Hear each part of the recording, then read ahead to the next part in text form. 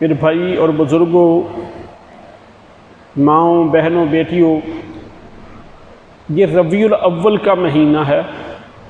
اس مہینے میں نبیوں کے امام نبی مکرم صلی اللہ علیہ وسلم پیدا ہوئے۔ آپ کی پیدائش کا دن بالاتفاق سوموار کا دن ہے۔ یہ تمام سیرت نگار، تمام محدثین اس پہ متفق ہیں۔ کیوں متفق ہیں؟ کہ اس کی وضاحت، اس کی کلیریفیکیشن خود صاحب وحی نے فرمائی۔ اور رسول اللہ صلی اللہ علیہ وسلم سے پوچھا گیا کہ سوموار کے دن کا ہم روزہ رکھیں، نفلی روزہ؟ تو رسول اللہ صلی اللہ علیہ وسلم نے فرمایا کہ ہاں، سوموار کا دن میری پیدائش کا دن ہے، تو اس دن کا تم روزہ رکھو۔ صحیح مسلم میں یہ روایت ہے۔ اب یہ بات اتھینٹک ہوگی کہ وحی کا علم سب سے اتھینٹک ہوتا ہے۔ دیکھیں، قرآن و حدیث میں عقل سے کام لینے کا بار بار کہا گیا ہے، اور بلکہ قرآن پاک نے مشرکین کے بارے میں، دیگر کفار کے بارے میں کہا اکثرہم لا یعقلون، کہ اکثر ان کے عقل نہیں رکھتے۔ یعنی عقل کو قرآن و حدیث نے اہمیت دی ہے، لیکن اس کا معنی قطعاً یہ نہیں کہ وحی کے علم کی رہنمائی عقل کرتی ہے۔ نہیں، عقل کی رہنمائی وحی کا علم کرتا ہے۔ صحابہ کرام رضوان اللہ مجمعین جب وحی کی بات آ جاتی تو فوراً سرنڈر ہو جاتے۔ وحی کی بات کس کی تھی؟ محمد الرسول صلی اللہ علیہ وسلم کی بات یا اللہ کے قرآن کی۔ باقی ہر بندے کی بات سے وہ اختلاف رائے کرتے تھے اور اس کو برا بھی نہیں سمجھتے تھے۔ ہوا یہ کہ صحابہ کے دور میں حق مہر لوگوں نے زیادہ مقدار میں باندھنا شروع کر دیا۔ عمر بن خطاب خلیفہ تھے، آپ کے علم میں ہے کہ بہت اچھے وہ ایڈمنسٹریٹر تھے، بہت اچھے منتظم تھے۔ انہوں نے کہیں پہ کہہ دیا کہ حق مہر مقرر کر دیا میں نے۔ ایک بوڑھیا اٹھی، اس نے کہا کہ تم کون ہو جس کی پرمیشن، جس کی اجازت اللہ نے اپنے قرآن میں دی ہے، کہ اللہ نے کہا کہ خواہ ایک خزانہ بھی وہ باندھ لے۔ تو عمر بن خطاب نے اس سے معذرت کی اور کہا کہ آج کل کی تو بڑھیا بھی حضرت عمر سے زیادہ فقاہت والی ہیں۔ یعنی انہوں نے، حضرت عمر نے بھی برا محسوس نہیں کیا، ایک عورت نے بھی کھڑے ہو کے حضرت عمر کو ٹوکنے سے برا محسوس نہیں کیا۔ لیکن جو ہی فرمان رسول آ جاتا تھا وہ سرنڈر ہو جاتے تھے۔ صلح حدیبیہ کے موقع پہ آج بھی میں اور آپ جب صلح حدیبیہ کی شرطیں پڑھتے ہیں تو ہمیں بھی لگتا ہے کہ شاید مسلمان اس وقت تھوڑی سی گردن جھکا گئے تھے، انہوں نے نیچے ہو کے وہ شرطیں مانی، حالانکہ اللہ نے صلح حدیبیہ کو فتح مبین کہا۔ اچھا، تو حضرت عمر نے ابو بکر صدیق سے کہا کہ اللہ کے رسول کو کہو کہ ہم اتنے بھی کمزور نہیں، ہم مر گئے ہیں، ہم جان دینے کے لیے تیار ہیں، ان کی ساری شرطیں نہ مانیں۔ تو ابو بکر صدیق نے کیا کہا کہ عمر، جس کو نبی مانتے ہیں نا، نبی، اس کی بات کے آگے نہیں کچھ بھی کرتے۔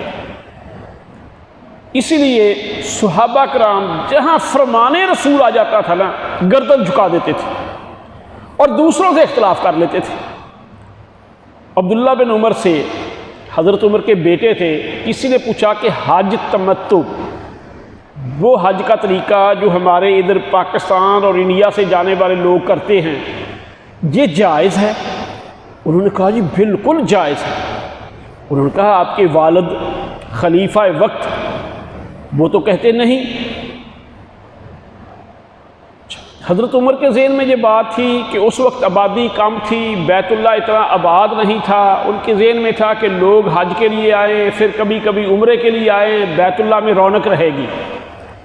لیکن امام الانبیاء کی جو بات، یہ کسی زمانے کے لیے نہیں، کسی علاقے کے لیے نہیں، کنی ہی مخصوص حالات کے لیے نہیں، تمام علاقوں کے لیے، تمام حالات کے لیے، تمام زمانوں کے لیے، تمام رنگ و نسل کے لوگوں کے لیے ہوتی ہے۔ جیسا کہ آج کل ہمارے لیے سوٹیبل یہ ہے، موضوع یہ ہے، دوسرا ہمارے لیے مشکل ہے۔ تو عبداللہ بن عمر نے یہ نہیں کہا کہ میرا باپ بہت عظیم آدمی ہے، خلیفہ وقت ہے، ان کی خواہش پہ اتنی قرآن کی آیات نازل ہوئی، عشرہ مبشرہ میں سے دوسرے نمبر پہ ہے۔ کہنے لگے میں نے کلمہ باپ کا نہیں پڑھا، میں نے کلمہ محمد الرسول صلی اللہ علیہ وسلم کا پڑھا ہے۔ تو برکیف صحیح مسلم کی حدیث ہے کہ رسول اللہ صلی اللہ علیہ وسلم نے فرمایا کہ سوموار کا دن میری پیدائش کا دن ہے، صحیح مسلم کی یہ حدیث ہے، اور آپ نے فرمایا اس دن کا روزہ رکھو۔ اب یہ تو ہے دن کے بارے میں، تاریخ کے بارے میں مورخین کی مختلف آراء ہے، کیونکہ جب محمد الرسول صلی اللہ علیہ وسلم پیدا ہوئے، عام لوگوں کو کیا پتا تھا یہ بچہ کون ہے؟ یعنی محمد صلی اللہ علیہ وسلم جب پیدا ہوئے، عام لوگ تو مکے کے کافر ہی تھے نا، انہیں کیا پتا تھا یہ کون ہے پیدا ہونے والا؟ اور آپ کی پیدائش والے دن لوگوں کو کیا پتا تھا آپ کی اہمیت کا؟ اور ابھی تک ہمارے ہاں بچوں کی پیدائش کی تاریخ ہم بھول جاتے ہیں۔ تو اس لیے یہ تو آپ نے خود اپنی زبان سے، وحی کی زبان سے کلیئر کر دی کہ میرا دن جو ہے نا پیدائش کا سوموار کا دن ہے۔ آپ نے اپنی تاریخ اپنی زبان سے نہیں بتائی، اس لیے مورخین اس میں مختلف آراء کے قائل ہیں۔ زیادہ اتھینٹک رائے ان لوگوں کی ہے جو کہتے ہیں 9 ربیع الاول کو آپ کی پیدائش ہے۔ ایسے فارمولے ہیں، ایسے طریقے ہیں جن سے وہ کیلکولیشن کرتے ہوئے پیچھے کو جاتے ہیں، تو وہ سوموار کا دن 9 ربیع الاول کو آتا ہے۔ برکیف دن کی کلیئرٹی نہیں، تاریخ کی کلیئرٹی نہیں، دن کی کلیئرٹی بالکل ہے، کیونکہ اللہ کے رسول نے بتا دیا۔ لیکن مہینہ یہی تھا، بہار کا موسم تھا، یہ سب قائل ہیں۔ اب محمد الرسول صلی اللہ علیہ وسلم اس مہینے میں پیدا ہوئے۔ اب اللہ نے کیا کہا؟ اللہ نے کہا لَقَدْ كَانَ لَكُمْ فِي رَسُولِ اللَّهِ أُسْوَةٌ حَسَنَةٌ، کہ تم سب کے لیے محمد الرسول صلی اللہ علیہ وسلم کی زندگی جو ہے نا، یہ سب سے اچھا نمونہ ہے۔ اور آپ صلی اللہ علیہ وسلم اس دنیا میں 63 سال اور 4 دن کے قریب آپ دنیا میں رہے ہیں، اسلامی چاند کے طریقوں، مہینوں یا سالوں کے مطابق دنیا کی زندگی آپ کی 63 سال ہے۔ اب 63 سالوں میں محمد الرسول صلی اللہ علیہ وسلم نے اور صحابہ نے کیا کیا؟ صحابہ سے یہ تو واقعات ملتے ہیں کہیں بیٹھ کے، وہ یہ بحث مباحثہ کر رہے ہوں تو اس کام میں اللہ کے رسول کا طریقہ کیسے ہے، اس کام میں اللہ کے رسول نے کیسے کہا۔ یعنی ابو حمید سعدی رضی اللہ تعالیٰ عنہ یہ اخیر زمانہ میں مسلمان ہوئے تھے۔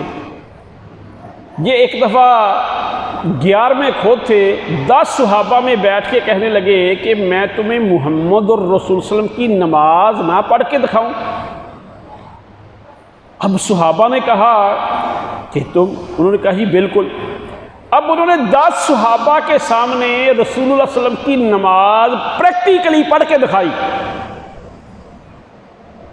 ایک شیعہ عالم نے بھی نماز پیغمبر کتاب لکھی ہے، اس نے بھی یہ حدیث اس میں نقل کی ہے، لیکن یہ حدیث تقریباً حدیث کی اکثر کتابوں میں ہے۔ اب وہ صحابہ کیا کرتے تھے کہ محمد الرسول صلی اللہ علیہ وسلم رکوع کیسے کرتے تھے، سجدہ کیسے کرتے تھے، یہ ہر چیز انہوں نے بیان کی۔ ایسے ہی رسول اللہ صلی اللہ علیہ وسلم نماز کس وقت پڑھتے تھے، محدثین کو دیکھیں، رسول اللہ صلی اللہ علیہ وسلم روزہ کس وقت کھولتے تھے، آپ سحری کس وقت کرتے تھے، کوئی ایسا آپ کی زندگی کا گوشہ نہیں جس کو محدثین نے نقل نہ کیا ہو، سیرت نگاروں نے نقل نہ کیا ہو، اور صحابہ کرام رضوان اللہ مجمعین کی آنکھوں نے سیو نہ کیا ہو۔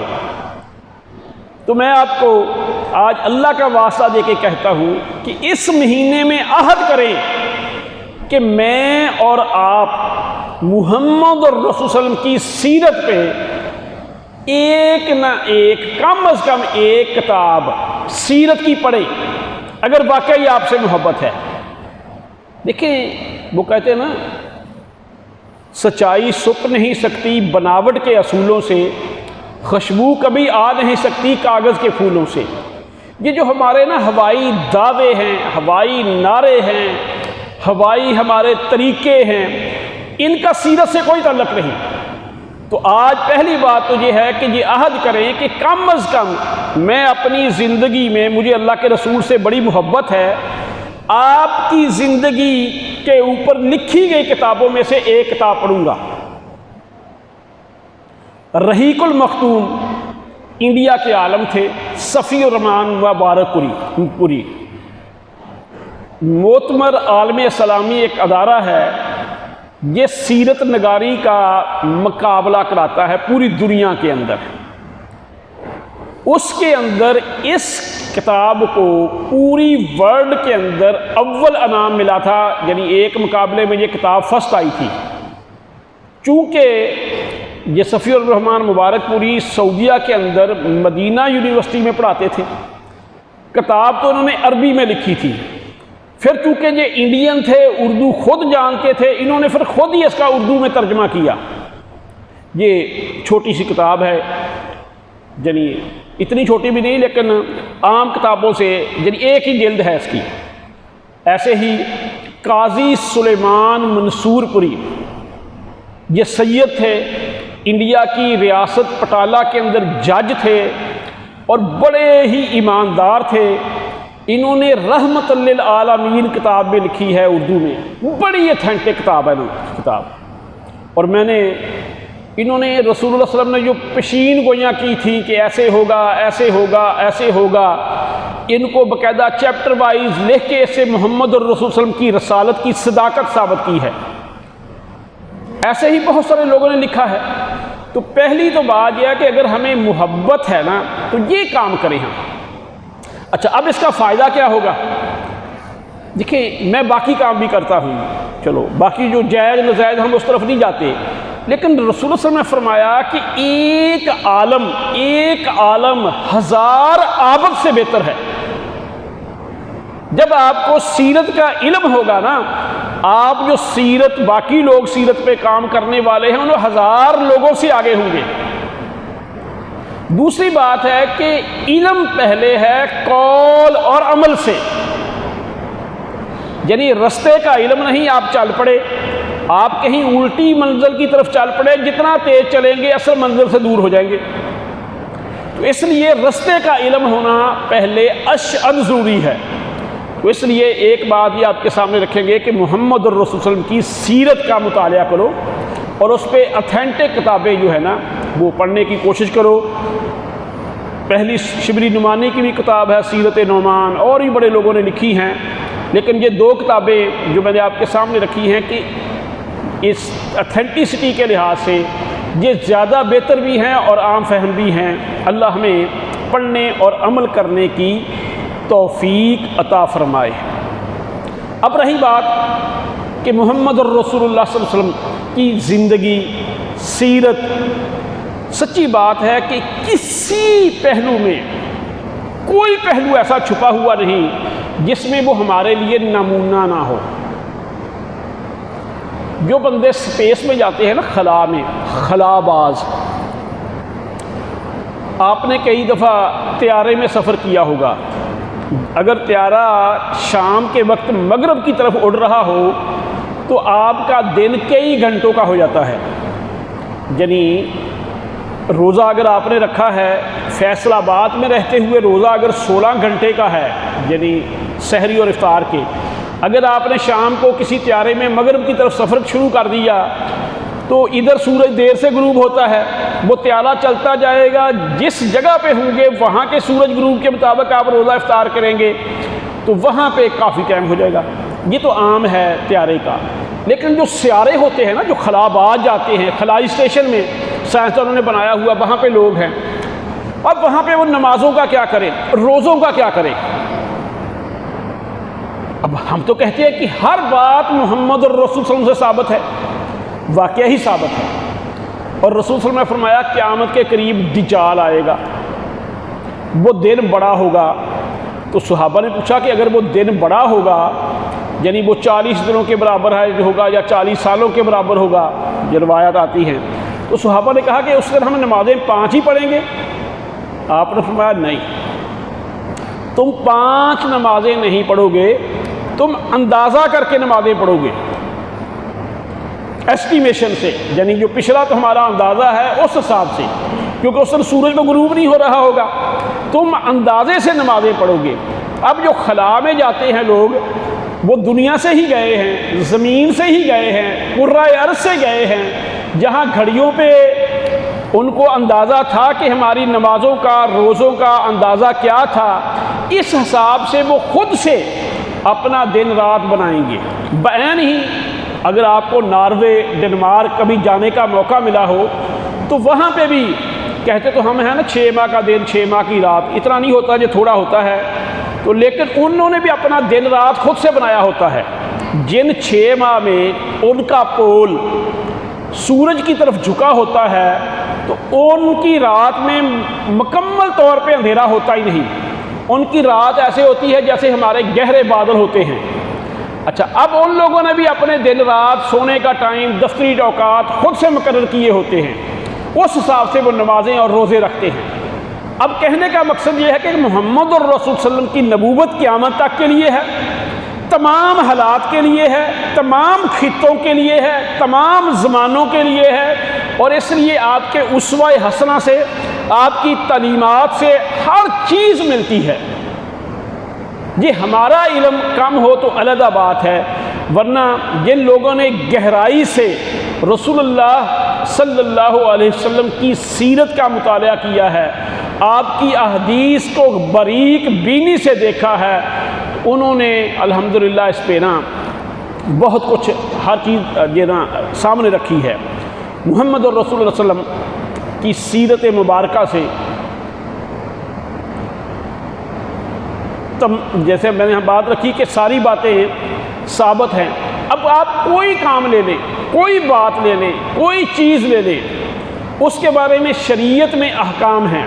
مثلا ابھی کرونا آیا، دیکھیں دنیا کے اندر یہ کوئی معمولی بات نہیں تھی، کتنے سالوں کے بعد دنیا کا نظام جو ہے نا وہ رک گیا، اس میں ایک بہت بڑی تبدیلی آئی، لیکن جب قرآن و حدیث کا گہرائی سے مطالعہ کیا گیا، اسٹڈی کی گئی، تو کرتینہ کا تصور ہمیں قرآن و حدیث سے مل گیا، سوشل ڈسٹنس جس کو ہم فزیکل ڈسٹنس کہتے ہیں، اس کا جو ہے نا ہم تصور ہمیں قرآن و حدیث سے مل گیا، یعنی یہ ساری چیزیں وہاں پہ ملتی ہیں۔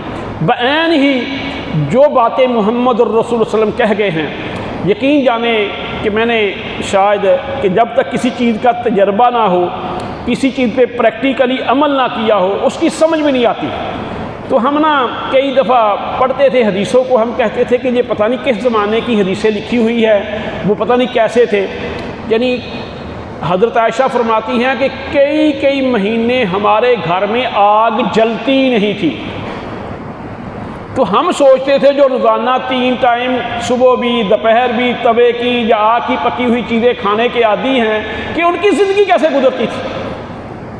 میں کچھ تکالیف کی بنا پہ یا ویسے ہی کوئی آج کل ان چیزوں پہ عمل کر رہا ہوں، یقین جانیں کہ آپ کے یہ جو ہم نے خود سے جنجال بنائے ہوئے ہیں، آدھے سے زیادہ کا ختم ہو جائیں گے۔ مہمان کو کھاتے پیتے گھرانوں میں جو چیز سرو کرتے ہیں اس کا مسئلہ نہیں ہوتا، جو ہم برتن کھڑکاتے ہیں نا، ان کے دھونے کا، ان کے اٹھانے کا، ان کے پیش کرنے کا مسئلہ زیادہ ہوتا ہے۔ رسول اللہ صلی اللہ علیہ وسلم سریر کا استعمال کرتے تھے، ایک ہی برتن میں ساری چیزیں بھگو دی، یعنی ایک ہی برتن میں ساری چیزیں بھگو دی، اس کے بعد چمچ سے یا کسی ہاتھ سے کھا لیا۔ اب کتنے برتن دھونے پڑے؟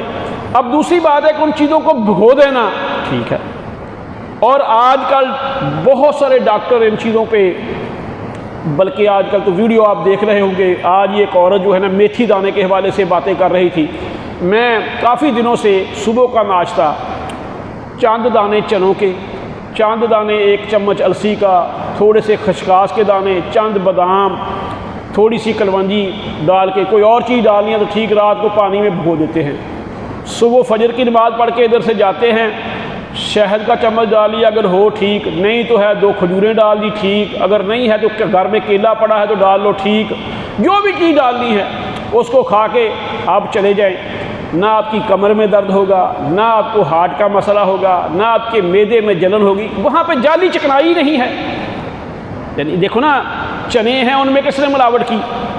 السی کے اندر اومیگا 3 ہوتا ہے، وہ ہارٹ کے لیے ویسے بہت مفید ہے، اور ہم لوگ صرف گندم کے آٹے کے عادی ہیں. ایسے ہی بادام ہے، کوئی بھی ہے، کیلے کے اندر پوٹاشیم ہوتی ہے، کھجور کے اندر بہت فاسفورس ہوتی ہے، جو بھی چیزیں ہیں. کتنے برتن، نہ کسی عورت کے محتاج، نہ بیٹے کے محتاج، نہ کسی اور کے، مجھے جی کسی نے ناشتہ نہیں پیش کیا، برتن اٹھاؤ کھا کے فارغ ہو جاؤ. یہ اچھا جہاں پہ ٹائم لگانا ہے، جہاں پہ کام لگا کرنا ہے، وہ ہمارے پاس ٹائم نہیں. یعنی محمد الرسول صلی اللہ علیہ وسلم فجر کی نماز پہ بعد یہ صبح کے اذکار ہم نے لکھ کے لگائے ہیں، یہ شام کے لگائے ہیں، یہ 10 منٹ پڑھنے کا ہمارے پاس ٹائم نہیں، یہ 10 منٹ کا ٹائم نہیں. میں نے یہ باقاعدہ حقیقی بات ہے، آپ نوٹ کر لیں کہ ایک بندہ اگر شیو کرتا ہے نا، 1 دن کرے، 1 دن چھوڑے، پھر تیسرے دن کرے، اور اس کو اس کی تیاری میں ساری چیزیں اٹھانے میں اگر آدھا گھنٹہ لگتا ہے نا، میں نے تھوڑا سا زیادہ لگایا ہوگا جو بھی، زندگی میں جتنا ٹائم ایک بچہ پہلی کلاس سے 10ویں کلاس تک سکول میں گزارتا ہے، اتنا ٹائم یہ سنت رسول کو ذبح کرنے پہ لگا دیتا ہے. یہ باقاعدہ کیلکولیشن ہے پریکٹیکلی. یعنی پھر برتن دھونے پہ ہم کتنی خواتین ہمارے ٹائم لگاتی ہوں گی. اور بھائی اصل کام جو کرنے کے وہ کرنے نہیں دیتے. نہ ان کو نماز پڑھنے کا ٹائم ہے، نہ ذکر ذکار کرنے کا ٹائم ہے، نہ قرآن پڑھنے کا ٹائم ہے. حالانکہ قرآن جو ہے نا، یہ ایک انقلابی کتاب ہے. قرآن ایک ایجوکیشن ہے. قرآن جو ہے نا ایک کوڈ آف لائف ہے. نہ ہمارے ججوں کے علم میں ہے، نہ ہمارے جرنیلوں کے علم میں ہے جو ہماری کریم کری جاتی ہے، نہ ہمارے وکلاء کے علم میں ہے، اللہ اور باقیوں کو چھوڑیں، مولویوں کے علم میں بھی نہیں. کیونکہ ہمارا شعبہ ہے، ہم پھرتے رہتے ہیں. واللہ یہ یقین جانے میں حقیقی بات کہہ رہا ہوں. میں نے پہلے بھی شاید بات بتائی تھی کہ ہمارے ہاں عربی ٹیچرز کا ایک کورس ہوتا ہے، تو میں وہاں ٹیچر ٹریننگ ادارے میں تھا.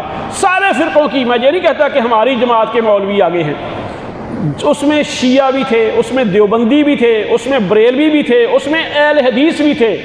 پوری کلاس میں سے ایک بچے کو قرآن کا ترجمہ آتا تھا. سارے بچے مدرسوں کے فارغ و تحصیل. میں نے کہا فارغ کے معنی فارغ، تحصیل کے معنی حاصل کرنا.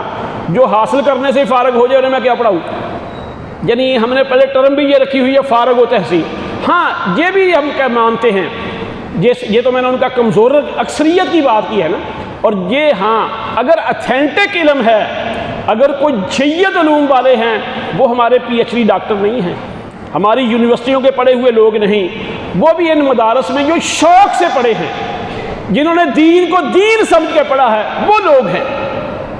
ان کا قرآن و حدیث پہ عبور ہے، قرآن و حدیث کا علم ان کا ڈیپر ہے، گہرا ہے. ہاں وہ چند لوگ ہیں نمک آٹے میں نمک کے برابر ہیں. تو ہم لوگ جو ہے نا ان چیزوں میں بہت پیچھے ہیں. تو میرے بھائی جب ہمیں علم ہی نہیں تو عمل کیا کریں گے؟ اس لیے خدارا اس ربیع الاول کے مہینے میں آپ کو دعوت دیتا ہوں کہ اپنے گھر میں پہلی تو بات ہے کہ ایک کم از کم 1 یا 2 سیرت کی کتابیں ہونی چاہیے. سیرت کی کتابیں.